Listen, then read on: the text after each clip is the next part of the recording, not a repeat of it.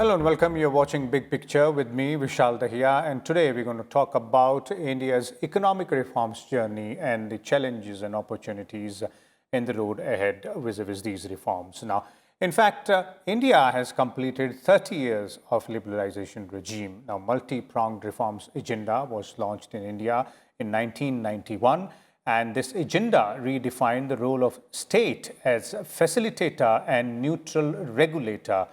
Also, India has become one of the fastest growing economies in the 21st century due to these economic reforms and the liberalization agenda.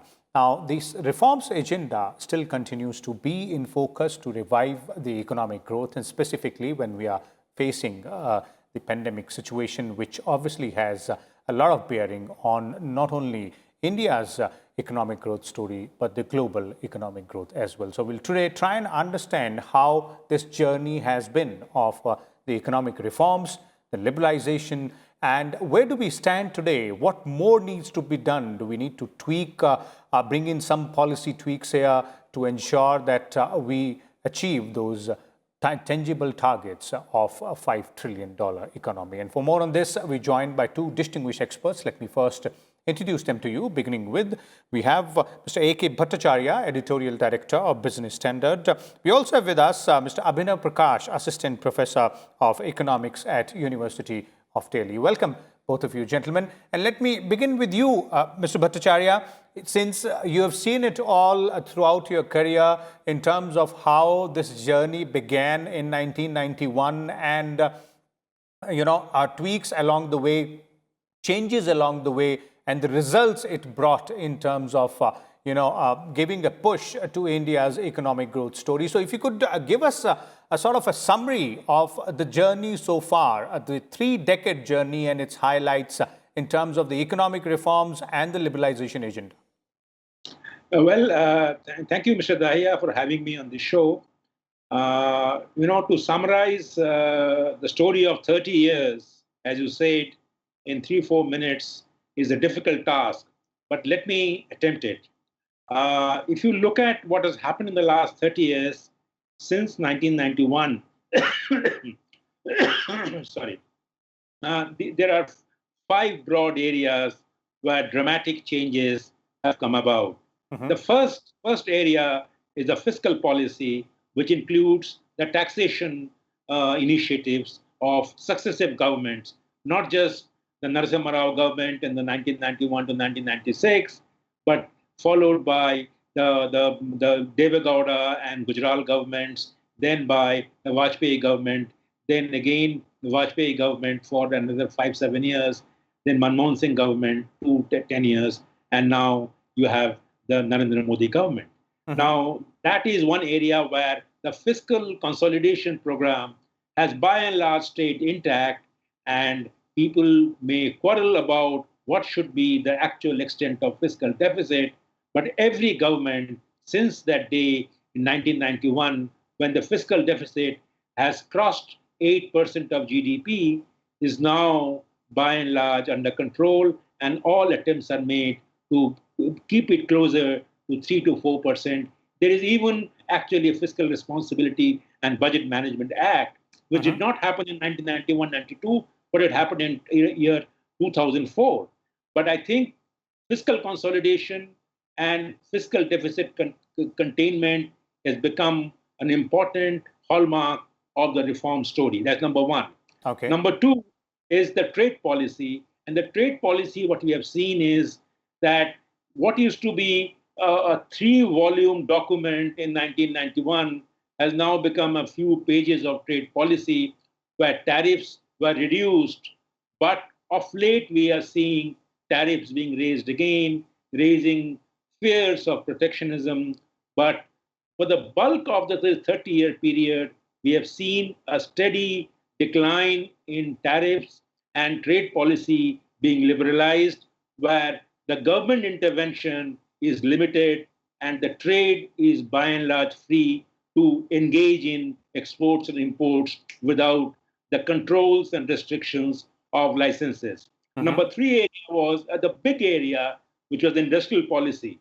Industrial licensing was completely abandoned, except barring the 2 or 3 areas of strategic interest like the atomic energy and railways, every other area was delicensed, and Indian industry was virtually free to undertake any kind of economic activity without coming to the government or Udyog Bhavan to get a license or a permit. So that was a big thing, and there has been no rollback in terms of industrial licensing liberalization, or to be more precise, abolition of industrial licensing. The fourth area was the financial sector reform, where the government, through the Narasimham Committee reforms, brought about the private sector as big entities in the banking space. You had also introduced greater prudential norms, and of course, the specter of non-performing assets also began to haunt the banking sector, and that has been a story for the last 20 years at least, when the non-performing asset has become a big issue. And finally, there is the monetary policy reform, where the Reserve Bank of India's relationship with the government was codified through law in terms of the inflation targeting through Monetary Policy Committee. It is a recent development. But even before that, in 1997, the RBI and the government of India got into an agreement by which the ad hoc treasury bills, which used to be the monetizing of deficits, was completely banished and abolished. And instead, the government was not allowed to use direct ad hoc treasury bills. And that was replaced by a market-led or market borrowing by the government through RBI. Now, there are pluses and minuses in all these 5 areas of reforms. But I think these 30 years have seen one clear trajectory, that the governments, and there have been many governments in these 30 years, they have all poured themselves to the ideas of economic reforms, and the results have been growth of a certain level. Of the growth has been quite high, even though the potential has not been reached.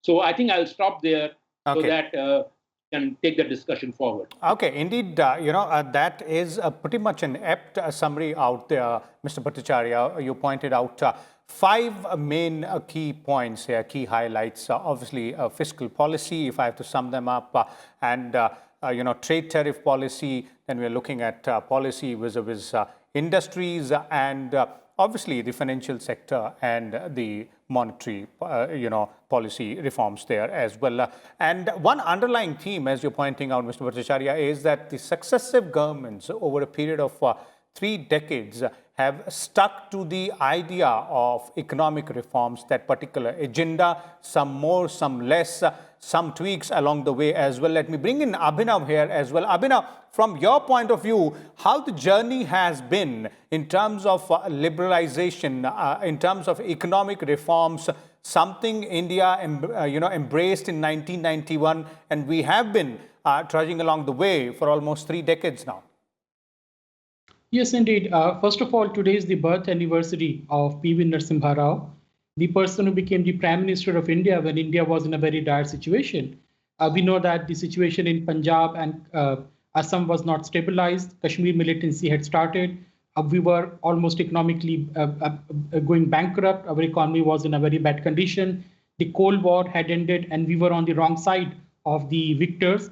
And this person became the Prime Minister and completely transforms India in every respect. So our respect to the real economic reformer, the author of the economic reform of the 1991.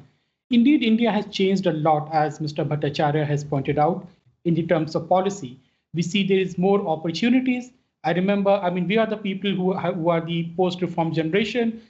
We remember when we even then, the opportunities were very limited in the late 90s and early 2000s. People only hoped to get a government job or to, do some kind of a small business. But now you see the change in the college campuses. The number of opportunities for the youngsters, if they have the right education and the right skill, has exploded because of these reforms and because of the expansion of the economic opportunities. Globalization has brought in a lot of opportunities for the youngster and the new generation. We already see that India is the new startup capital of the world. And all this would have not been possible if successive governments since 1991 had not continued with the economic reform process, simplifying the rules and regulations, opening up the economy more and more, reducing the what you call the bureaucratic Raj or the license permit Raj. But also there was something which was not done adequately. If you look at the China started its economic reforms from the agricultural sector.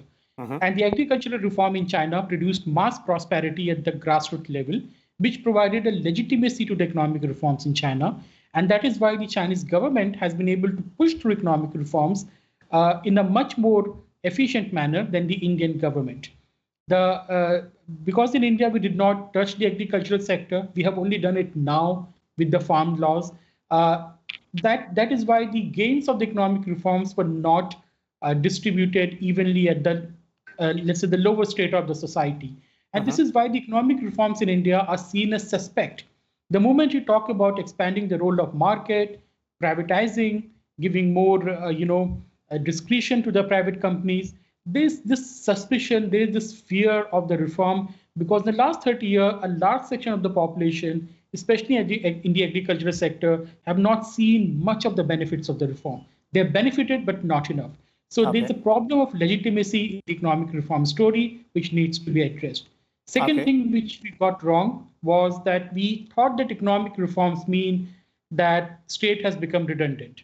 So we have seen the lowering of the expenditure on the state apparatus like bureaucracy, like police, like judiciary. The state has withdrawn completely even from the areas where it should have been present. And lots of things has happened at the state level.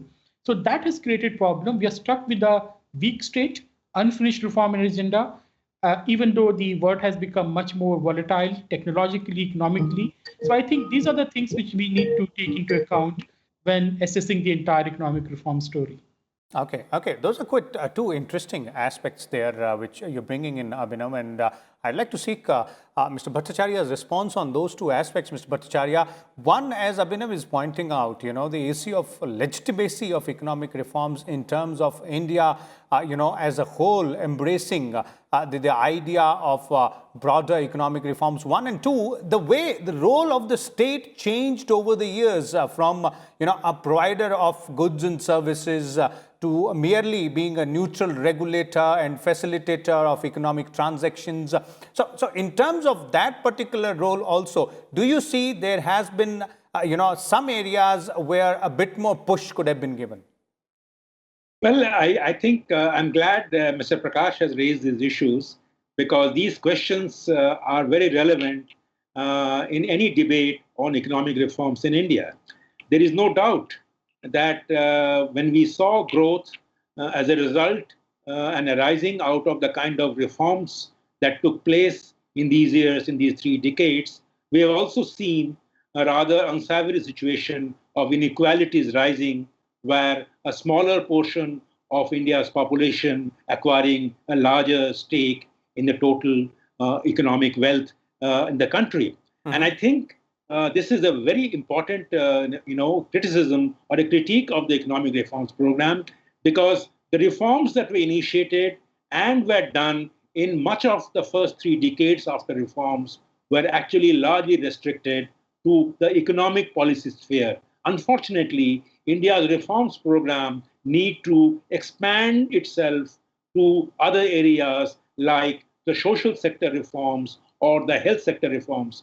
Unfortunately, the progress in the social sector reforms have not been adequate, and what you are seeing is neither in the health nor in education or nor a rather neglected area of water policy reforms have not made much headway. And I think because these areas got neglected, we are seeing the important fact that the large number of, till 66% of India's population is still dependent on agriculture, although the agriculture share in GDP has been shrinking very rapidly. So therefore, what has happened is a smaller portion of India's population, which are dependent on services sector or industrial sector, which have grown faster than agricultural sector, they have gained the benefits of economic reforms, and the inequality has widened. And I think this can be addressed by undertaking deeper health sector reforms,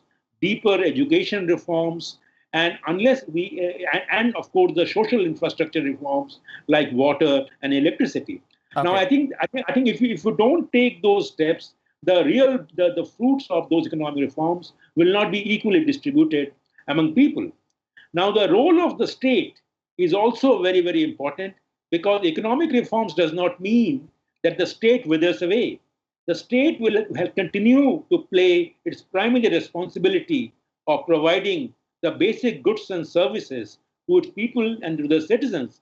After all, the compact between the citizens and the state, the government, has not gone away just because reforms have come in.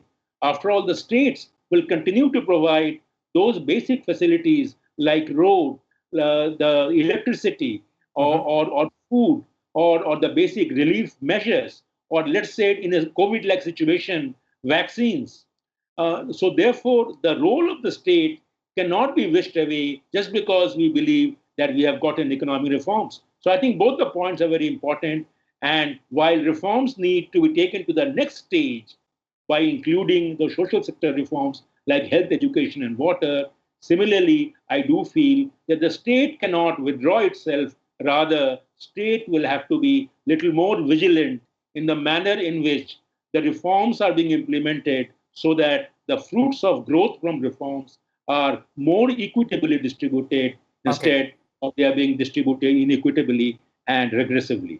Okay. Abhinav, you earlier spoke about how there was no push for reforms as far as agriculture sector was concerned, and this sector is being looked upon right now. And Mr. Bhattacharya added to that about how there's a need for reforms in the social sector, in health, education. Basically, looks like the idea or the case is building up for a push in terms of public expenditure, specifically on all these sectors there. Yeah, exactly. So, economic reforms does not mean that you cut down the role of the state or you cut down the expenditure. Reforms basically mean that you make the state more efficient, make it stronger, efficient, less interfering, and give more freedom to the people and the markets. And these are the areas which Mr. Bhattacharya has pointed out. They are very critical for the next stage of India's economic growth rate. Also, I would like to add some other areas. Number one is the judicial reform, Vikas, because you see, judiciary in India is not very efficient. It's full of inefficiencies. There are literally crores of cases which are pending. There's so many property cases. People don't give out their property in the small town for the economic activities because they fear it will get stuck in the court cases and so on. And there are estimates that simply by doing judicial reforms, India can raise its economic growth rate by 1 to 1.5%. Also, the arbitrariness in the policy making introduced by judicial interventions, overreach, I would say, and also the entire thing of listening to PILs on everything has created an atmosphere of uncertainty that needs to go. So judicial reforms are extremely necessary for the next reform agenda. Second thing is the police reform and the administrative reforms. Again, in India, we have a very mistaken view of the economic reform, of the administrative reforms, which only means, getting rid of the public servants, that you don't need officials, you don't need public sector employees. That's not true. India has the lowest percentage of public sector employment in the world, at least among the large countries. We just don't have enough public servants, public employees in this country. The idea of reform is to make the system more efficient, introduce more accountability, reduce arbitrariness. The size of the government in India looks larger because the bureaucrats have too much arbitrary powers. So you need to cut them down, redeploy your forces towards the critical areas, and hire more people. America has 5 times more public employees per capita than India. The third point, which is also very important, is the legal reform.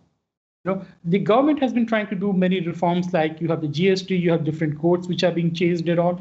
But you really need to sit down and do a comprehensive reform of the different laws, even including the social laws, including the simple laws of running the municipalities, the laws of running the institutions in this country. We are still operating on the laws which were built or created for some bygone era. So these are the areas which are not really discussed in the reform agenda: judiciary, legal, administrative reforms. but I think they are a must if you want to go forward. Indeed, and those are areas which do have a direct bearing on the economic growth story there as well. Quite interesting there, Abhinav. And you spoke about all these aspects in terms of how this will push the economic growth and what needs to be done in terms of putting the focus of the reforms, and reforms should more or less focus on the efficiency part. But one more aspect here, Mr. Bhattacharya, and this is something which is being argued time and again, is that 2021 is not 1991, not only in terms of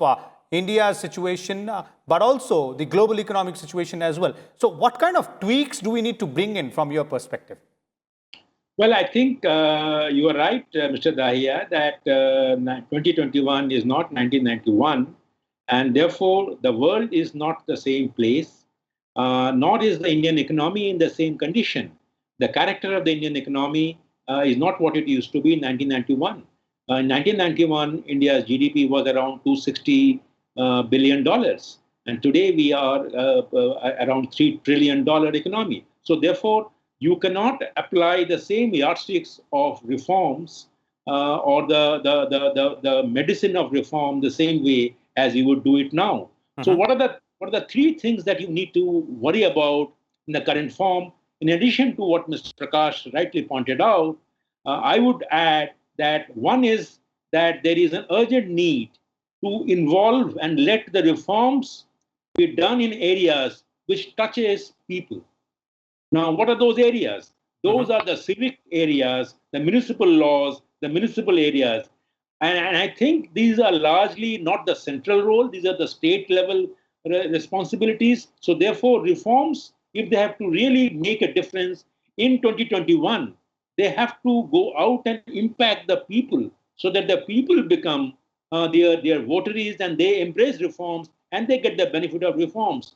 Imagine a situation where most municipal laws in this country, which are run by municipalities and the state governments, are prehistoric by nature. They have not been reformed for the last several decades. So therefore, it is first thing is the important is do reforms in areas where the ease of living gets better for the people, so that people can actually embrace those reforms. And two more areas, since we are running out of time, is regulatory reform.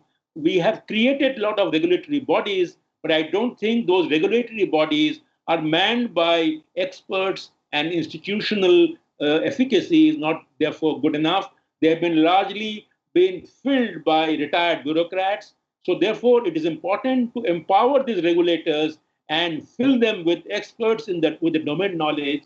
That is number two. And number three is the economy's character is changing, and therefore the legal policies, the laws must become more modern to understand the intricacies and technological framework of new businesses. I mean, the kind of businesses that you are seeing from Amazon and Flipkart and Walmart, those entities, new sets of laws, the old sets of laws cannot be applied to govern or supervise those businesses. Businesses become more intricate, so therefore laws also need to be more updated, and that, to my mind, is a way forward. Okay.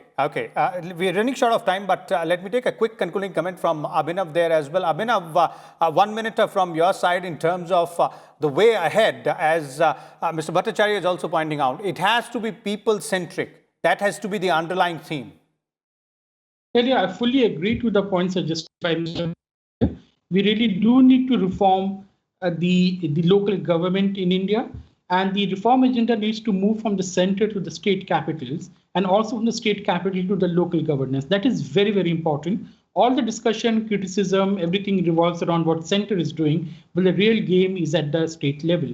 Number two, so far we have this attitude of the reform. So let's say, the direction of the reform has been more pro-business rather than pro-market. So we need to be more pro-market, set down the rules of the games and let the business compete, rather than having a pro-business which can favor one side or the other. And the other point which is which requires immediate attention is the reform in the financial sector. We are seeing the NPA problems, but we also have the NBFC problem. We also have the emergence of the fintech, and that will disrupt the entire financial system in the coming years. So we need to be ahead of the curve, put in place institutions, legal mechanisms, and other things. And on a lighter note, because we need to have some reform in the Sarkari English and the Sarkari Hindi, because the notifications issued by the government officials and also the language used in the government files and documents, they're very confusing, and they create lots of problems for interpretation, reduces efficiency, and increases uncertainty. So that is also something we need to look at. Thank you. Okay. So ultimately, it again points out to people-centric being the theme there. Thank you so much, Abhinav, Prakash, and Mr. A.K. Bhattacharya, for sharing your views and insights on this very important topic and aspect of our growth, that is the economic reforms, the agenda which has been followed for almost 3 decades now, starting with the liberalization policy in 1991, and the way this journey has been, and the kind of challenges and opportunities which lie ahead of us in terms of the economic growth story and the reforms agenda story as well. We'll come back again with a different topic. Till then, keep watching. Thank you.